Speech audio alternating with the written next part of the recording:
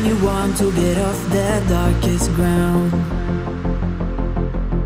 but gravity pulls you straight down.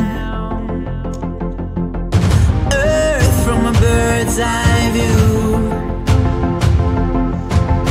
You should grow feathers and see this too.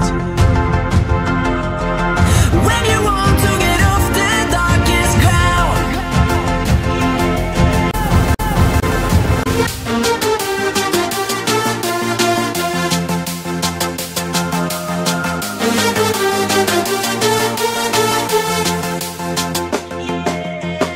when you want to get off the darkest ground,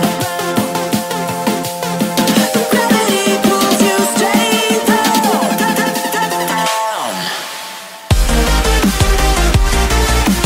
Clear skies.